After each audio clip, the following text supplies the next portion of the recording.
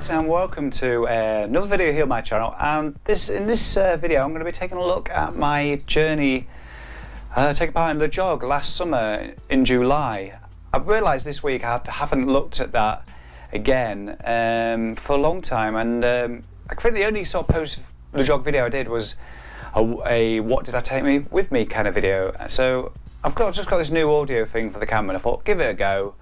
And so hopefully you enjoy this video and enjoy the journey with me. So how it's going to work is I'm just going to talk about the places that I've visited, the people I met, and a few things that happened along the way. So yes, spin the earth around. I went all the way to Land's End to start this journey. Kind of a bit of false start actually, with luggage and things like that getting going, but eventually went through Penzance, the Marizine coast, through Redworth, Chasewater, towards Truro, and eventually I reached Bodmin Hills, and I started to get a bit more interested in there, more in terms of scenic views and things like that. Go through Padstow along the Camel Trail, toward Wadebridge as well. There we go, there's Bodmin. Lots of sights and sounds going on here. Past Camelford. If you see on the Google Earth map, there's an airport just there. That was beautiful scenery on there, and really quiet it was. Just moved straight into Devon. A stop on the first day was the Ataka Trail up near Barnstable, and yeah, I made it there. Did 236 kilometres that first day. Arrived there at 10 PM at night. Got a bit switched up. And yeah, eventually ate. Well, it was after dark by the time I'd eaten. So day 2 got underway. Shorter day. I fancy something a bit shorter after that long day. So 95k is what the distance I travelled on day 2. There's a pub just near South Molton there, and I stopped there for a good hour and a bit. Had a couple of pints of cider, had a nice roast meal, and I was the only one in the pub. So me and the owner just chatted for a while. It was a beautiful part of the world that. Eventually got back on my bike again after having a couple of ciders. Headed towards Taunton this point. Back at the pub I decided where my next campsite was going to be, and it was the Cornish Farm Touring Park. I remember it being particularly difficult to find. I'd been using the Take Me There feature on the Wahoo app to try and find me, trying to give me directions to that campsite, and it just led me through Farmers Field, so I had to double back. And yeah, I'll probably show you the screenshot actually. So day 3 would be taking me through the Cheddar Gorge. Before that I got to Bridgewater, the subway there, so I had a kind of a second breakfast through Wedmore. Through the Cheddar Gorge itself, I stopped at a pub there first and had a pint. Enjoyed the hot summer weather. It was actually quite quiet at the gorge itself, and yeah, beautiful. I have been to the gorge before, Cheddar Gorge before, but it was December during a 200-kilometre Audax, so I didn't see anything. It was all dark. Got going again through Bath and the north east Somerset, along the canal I think it was. Oops. Into the next, I think into Gloucestershire there, past Tetbury and to Cirencester, and the next stop there was at Mayfield Park Touring, a place where I'd actually stopped before. And when you've stopped at places before, you've always got a good idea what amenities and things are going to be available to you. So yeah, that was really good. I'd stopped there a couple of years ago on an Audax, so it was nice to be around familiar surroundings. Day 4, longer day, 194 kilometres. I was heading to Leek in Staffordshire. Big hill climb at the end, I kept doing that. There's quite a few busy roads through Worcestershire. A couple dual carriageways which kind of took me across motorways. Kidminster into Staffordshire. Ultimately I was heading towards Leek, and I don't remember the name of the hill. There's a big hill where the campsite was, but I actually made as far as Leek before stopping, and I had problems with my outro saddlebag. One of the buckles had broken, so this is kind of around the time I was grabbing something to eat, so Out came the zip ties and got them fixed. Quite a lot happened at this day actually I wanted to talk about. So yeah, go up to the hills there. It says tri-county borders of Macclesfield. What county is that? Cheshire East, it says. We've got Peak District and Derbyshire over to the right, and Staffordshire. I actually thought this was the Peak District because I had planned to go to Buxton the following day, but that all changed because the next day I actually had a day off. Because I had a day off as well, but the day before, on day 4, I arranged with Chris Scalehorn. I gave him a ring and I said, can you come and meet me? I've got some gear I want to get rid of, and yeah, you can camp over if you like. So he showed up on my day off, and yeah, gave me loads of energy gels and cereal bars and things like that. But before he arrived, I actually looked in, because it was a day off, I thought I'd clean my bike, give it a good wash, have a look around the local area. And there's kind of, as you can see, it's quite mountainous. Well, mountainous, loads of hills and things like that. It's quite popular mountaineering people, whatever you call them. So I kind of explored that area. Nice restaurant nearby. Got my days mixed up. It was closed. So I had 2 sachets of porridge that day until late afternoon when Chris actually turned up with his tent with no tent pegs. So we spent a couple hours in Leek. We drove down the hill, had a meal in Wetherspoons down there, and we ended up in Waitrose trying to find the camping section. Couldn't find anything, so we came out there with barbecue skewers, and he used those to put his tent together. So finally, yeah, that was day 4 over.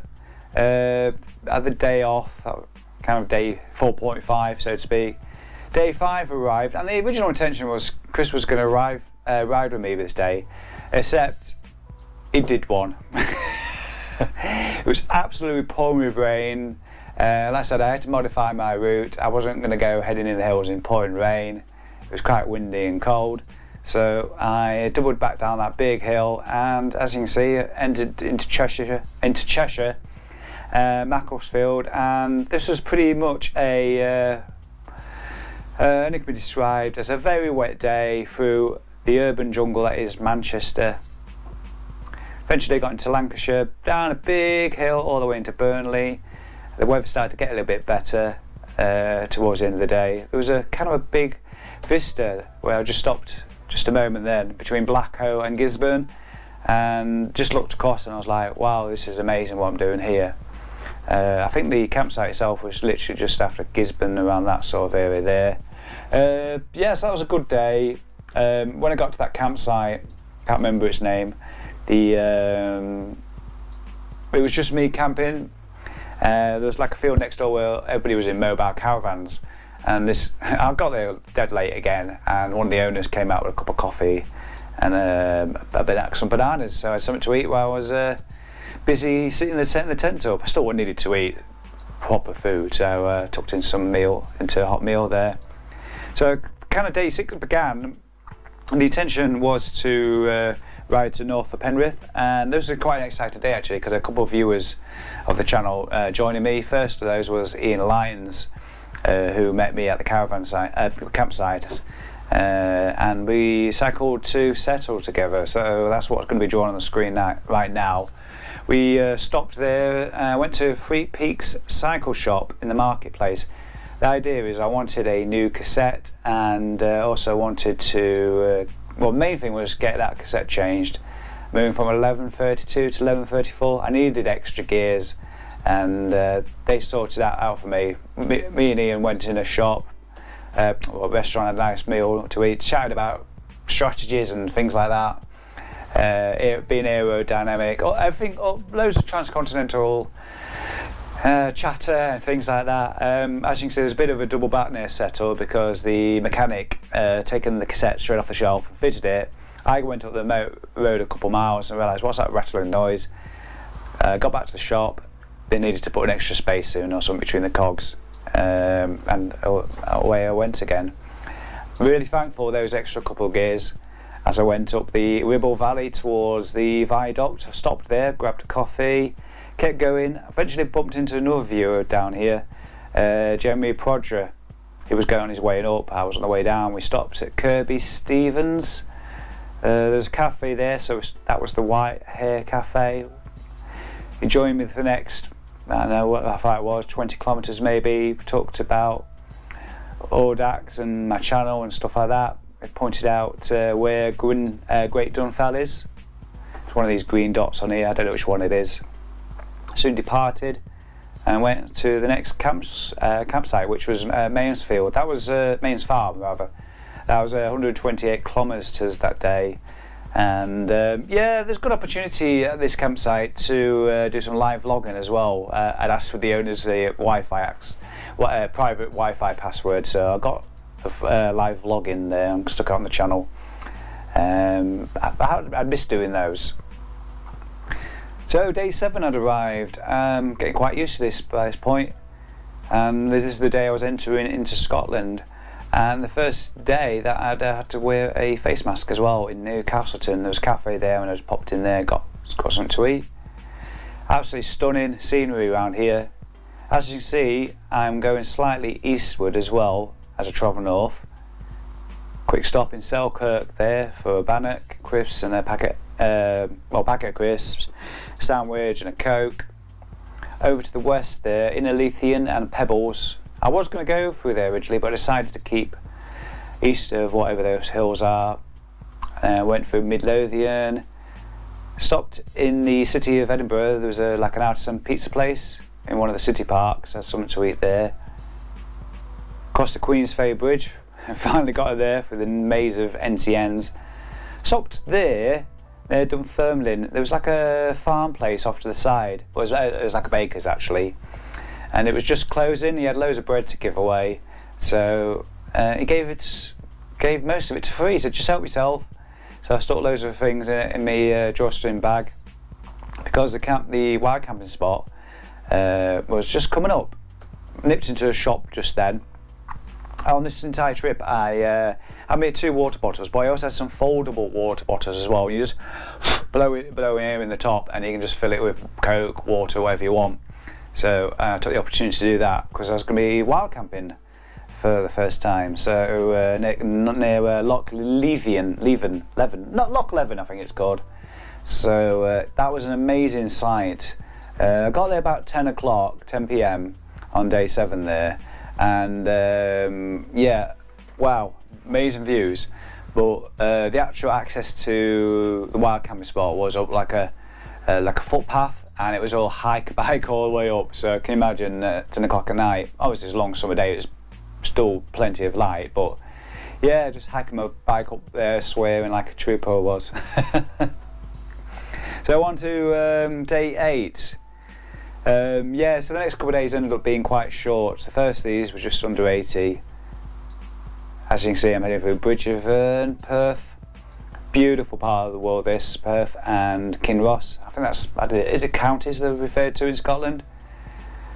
So Aberfeldy nearby, Grand Tully, Kenmore. Stopped in Pitlochry most of the day. I wanted to recharge my power banks. So there was a bike shop there, a cafe called Escape Route. So they recharged my power bank. I spent quite a bit of time in Pitlochry, going in the shops and things like that. The owner, well, one of the managers in the mountain warehouse that was there, I was asking about wild camping, and he pointed me in the direction of Fascally Forest. So I enjoyed a beautiful spot down by the River Tummel that afternoon and evening. So yeah, started day 9. I was planning to do a long day on day 9 and go all the way past Inverness, but actually it ended up being a short day. Following a nice breakfast in one of the many cafes in Pitlochry, I finally got underway, going up I wrote it down here, Passage of Drummochta, the entrance to the Scottish Highlands. Absolutely beautiful, and it was a psychopath all the way up there, so I didn't have to worry about traffic and things.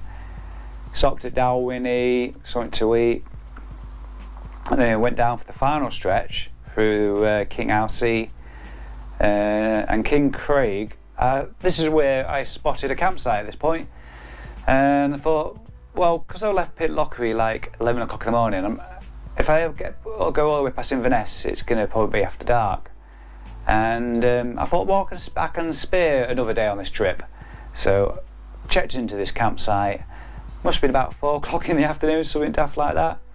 So that was that was day 9 ended already, 4 o'clock in the afternoon. So yeah, I had to make up. I didn't really want to make up for lost time because I'd extended the trip by 1 more day. So day 10 was about 140 kilometres. So I went through the, as you see there, Aviemore. That's that famous ski resort. Up all these hills here into Tomatin. There's a cafe there, like a village shop more. It was more like a village shop really. So stopped there, flying down the hill towards Inverness. Beautiful views around there. Spent a little bit of time looking around for bike shops. I wanted to look at not saddle bars this time, but saddle bags this time, but handlebars. Because my handlebar bag, get my words out, was playing me up this entire trip. It took far too long.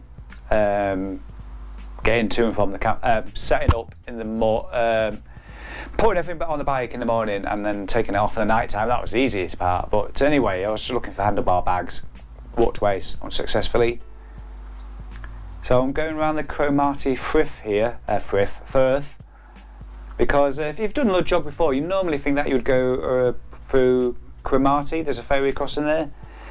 But however, like much in 2020, things changed and they cancelled the ferry service, so there's no way getting across. Stopped in Alness there, went up through Strew Hill towards Bonnabridge. Again, stopped there. There was a spa, and yeah, that was the next stop. At the Falls of Shin, kind of a touristy place. With a beautiful river running through, and the waterfalls, and a beautiful place to do a bit of wild camping. Apart from the midges, which graced me at the beginning of day 11, my final day, in which I would do 170 kilometres. So I left the midges behind. More breathtaking landscape really, and there was a couple opportunities to stop along here as well and just take in some amazing landscape and take some photos and video and stuff like that. Especially this bit here where through these forests and these mountain tops and hilltops, it just felt so isolated from the world. Down into out Nahara, like I say, there's some cyclists around here and the mountain bikers as well on some long trips the weekend. Finally got to Betty Hill, and thankfully there was a shop there because I really needed it. I ran out of any sort of food and no water. Over those chunky hills there, I was really pleased to say goodbye to them. Straight onto the flat towards Thurso. That was the next place I stopped in. There was a takeaway around there, so I stopped for a burger, I think it was. Done it. I remember getting a message during the trip from a Marcus Lancaster. He's another fellow member of Audax Club Lincolnshire. That's the club that I'm with. And he said, why not go visit Dunnet Head? In the end, I didn't, so maybe I'll come back again on LEJOG and actually check that out. In the end, though, I just continued onwards because I was, got to John O'Groats. It's just around the corner. Got there, arrived. There's plenty of people taking pictures. There was a couple there. I said, can you take a picture of me? So I said to them, I'll just lift my bike up here and get off the, lift my bike up. And they was like, yeah, go ahead. And I'm like, I'm thinking to myself, I don't think I can pick it up.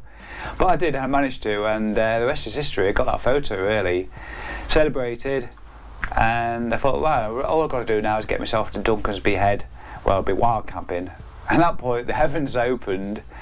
I made my way to Duncansby Head. Signs everywhere saying no wild camping. The owners of the land were going around in 4x4s. There's a few people ignoring it and were staying around, and apparently the police have been making appearances over the last few days. So I thought, sod that, and turned around and went back to John O'Groats, where there was a hotel, the Seaview Hotel, and managed to find a bed and breakfast there for the night. So that was my Land's End to John O'Groats trip 2020.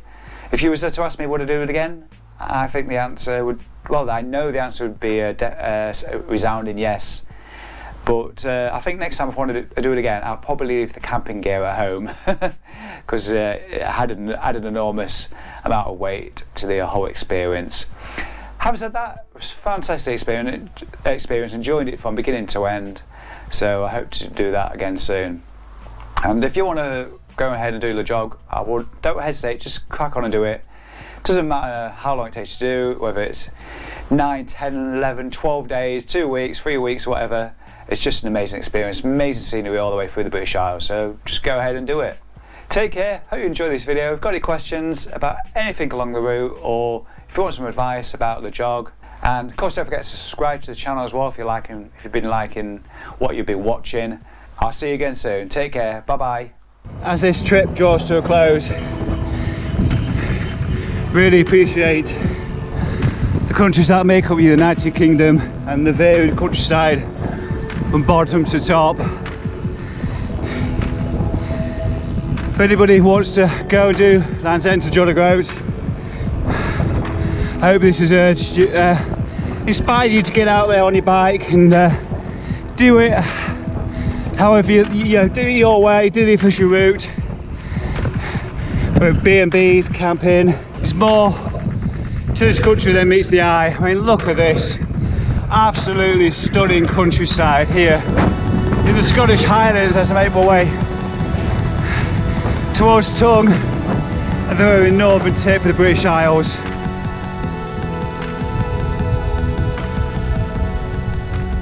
Would you look at that? This is Scotland. And there's one thing I can say about this summer trip. Typical of weather, often warm, never too hot,